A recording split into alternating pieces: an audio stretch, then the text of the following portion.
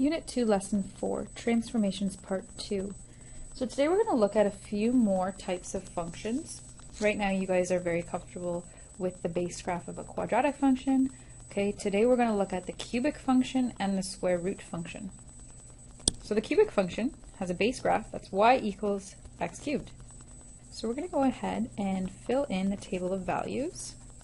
So negative 2 cubed is negative 8, negative 1 cubed is negative 1, and the rest is as follows. Okay, so that is the base graph of a cubic function. You need to be very comfortable with that because we're going to add some transformations to it. Okay, so if we plot it on the graph, it looks like this. So the domain is going to be x is an element of the real numbers. There's going to be no restrictions there. And same with the range. Y is an element of the real numbers, no restrictions there. Okay, so here's the base graph of a square root function. Okay, so it's just taking the square root of the x values, so go ahead and do that to fill up the table of values. So the square root of a negative number is undefined. So you can start to think that there's probably going to be some restrictions.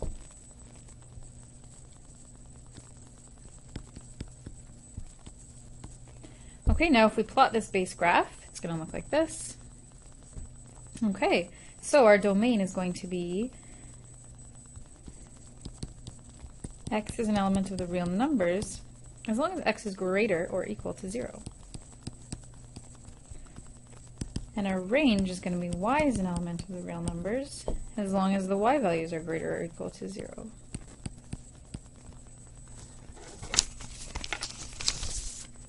Okay, so here are all the base graphs of functions we've worked with so far. And here is what they look like when all the transformations are applied. Okay, so some things to keep in mind. Transformations that affect the graph vertically are kind of on the outside of the brackets, right? Our A value is a vertical stretch or compression, and our Q value is a vertical translation up or down. Okay, then everything on the inside of the brackets affects the graph horizontally, right? So we have our phase shift, our P value, which is inside of the brackets. That translates the graph left or right. And then we have this new K value. Again, it's inside of the brackets. And the K value stretches or compresses the graph horizontally. Okay, so that's new and we'll get into how that works in a second. So just a reminder, if the A value is less than 0, okay, so if your A value is negative, there's a reflection on the x-axis.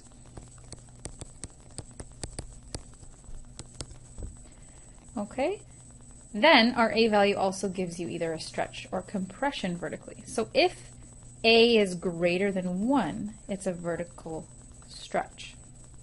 So the graph is also vertically stretched by a factor of A if A is greater than 1.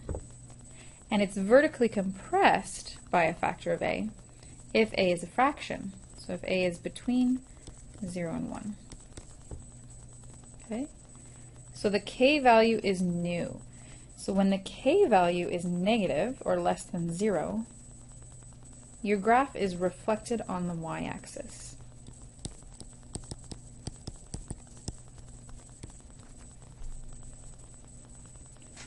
Okay, the K value also adds a horizontal stretch or compression, and it's always by a factor of 1 over K.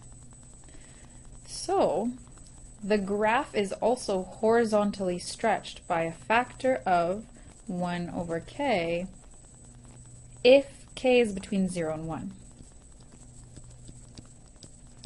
So if your K value from your function is a fraction, that is a horizontal stretch because it's by a factor of 1 over K. Okay, so if you have a function like this, your K value is a half, so you would say that's a horizontal stretch by a factor of 1 over K. 1 over 1/2 is the same as 2. So you'd say this has a horizontal stretch by a factor of 2. Likewise, if we had a function like this,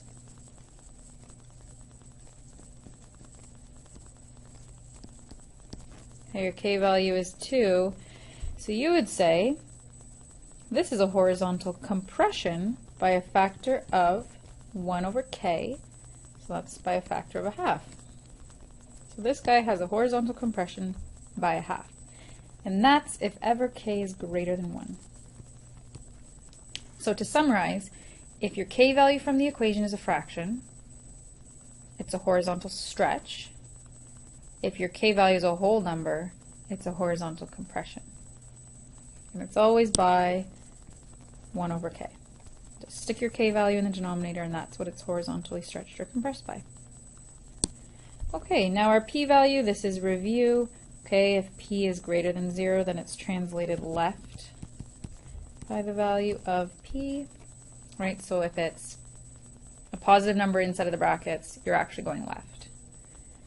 If p is less than 0, so if it's a negative value inside of the brackets, it's actually going to the right. Q value is very straightforward. If q is greater than 0, it's translated up by q units, and if it's a negative value or less than 0, you translate the graph down by q units. Okay, so steps for transforming a graph. First step you always want to do is graph your base graph. Okay, then you want to apply the stretches or compressions. Okay, so the vertical stretch or compression, so that a value, you apply that by multiplying the y values in the table of values by the a value.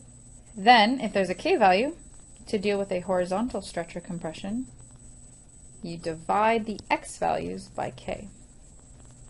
And then you move the graph up or down or left or right.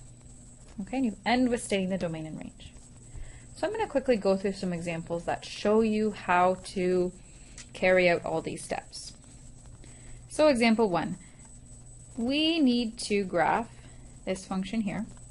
So obviously the base graph is just root x. So let's talk about what transformations have been applied here. Well, we have an a value of 3, so that means we have a vertical stretch by 3. Okay, and then we have a q value of 4, so that means we have a vertical translation up 4. Okay, so the first thing you want to do is you want to fill out your base graph. First two entries are undefined because you can't take the square root of a negative number. Then plug each of these x values into your base equation one at a time to figure out what your y values are. Okay, I'm just going to add a few points there at the end. Now let's go ahead and graph this. Okay, so there's your base graph. Now we need to apply a vertical stretch of 3. So from our steps above, to apply a vertical stretch of 3, you multiply all your y values by 3.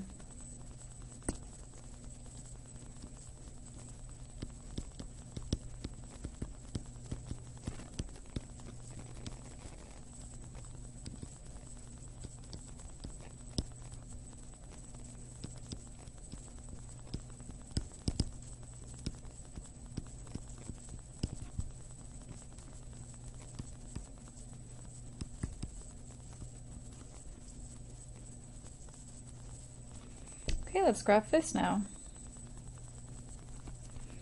Okay, so there's our graph with the vertical stretch applied. Now we need to move this green function up 4 units.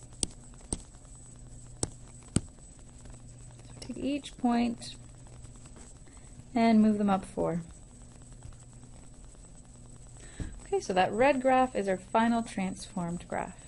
So our domain is going to be x is an element of the real numbers such that x is greater or equal to 0, and our range is equal to y is an element of the real numbers such that y is greater or equal to 4. So just make sure that you're always stating your domain and range for the final transformed graph. Okay, example 2, let's talk about the transformations that have been made here. Well, we have a vertical compression by 1/2 because our a value is 1/2. And then we have a p value of 4. So that means we have a horizontal translation left 4.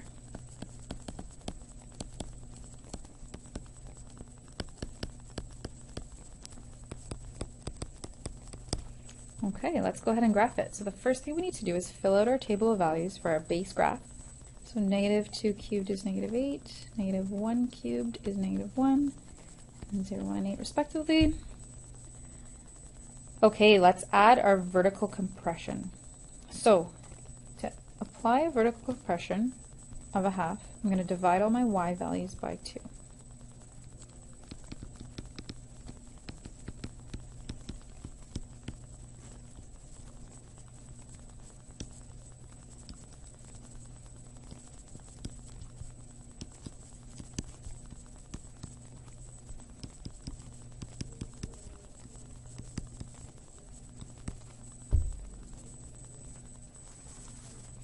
Okay, so let's go ahead and graph our base graph first. Okay, now I'm going to graph my graph with the transformation with the compression in it. And now we're going to apply our horizontal translation. So we're going to move that red graph left 4. Okay, so that green graph is complete. So let's state the domain and range. So our domain and our range are going to encompass all values, right? There's no restrictions here.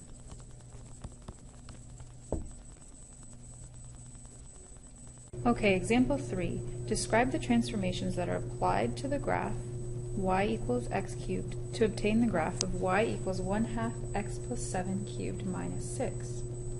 So first let's describe the transformations. So our k value is 1/2, so that means we have a horizontal stretch by a factor of 1 over k, which is equal to just 2. So we have a horizontal stretch by a factor of 2. We also have a horizontal translation left 7 and a vertical translation down 6.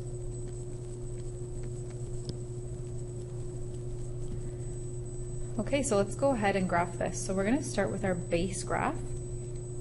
So we need to fill out our table of values. Okay, so that's our base graph. So let's plot that on the grid. Okay, now we need to apply the horizontal stretch by a factor of 2. So we're going to multiply all of our x values by 2.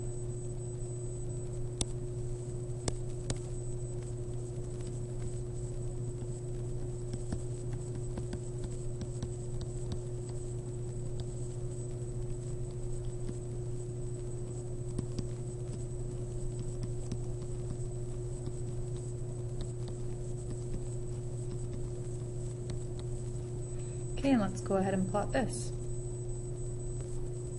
Okay, and the last thing that we need to do is we need to move all those points from the red graph to the left 7 and down 6. Okay, so that green graph is our final transformed graph. Now let's state the domain and range, and obviously the domain is x is an element of the real numbers, and so is the range. Okay, it's y is an element of the real numbers, and there's no restrictions on either.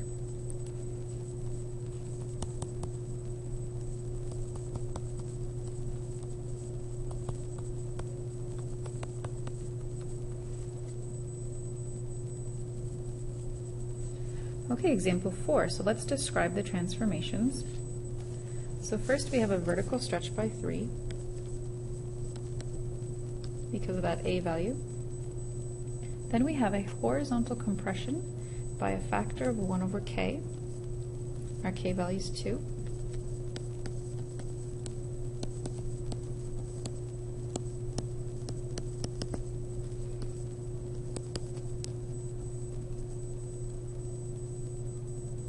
Then we have a reflection on the y-axis because our k value is negative. And we have a horizontal translation to the right 5 and a vertical translation up 4. Okay, let's start by filling out the table of values for our base graph. Okay, and let's go ahead and graph our base graph. Okay, so there's our base graph. Let's go ahead and apply our vertical stretch by multiplying the y values by 3. And let's also apply our horizontal compression by dividing the x values by 2.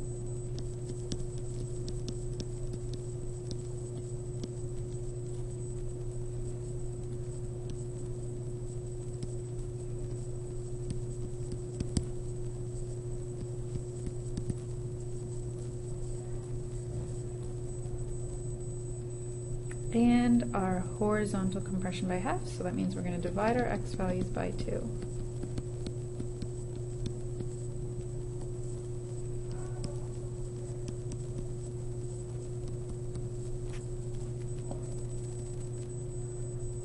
Okay, let's go ahead and plot this. Okay, now let's reflect that on the y-axis.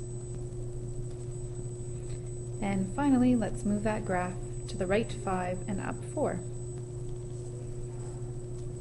Okay, so that blue graph is our final transformed graph. So our domain is going to be x is an element of the real numbers such that x is less than or equal to 5. And our range is going to be y is an element of the real numbers such that y is greater or equal to 4.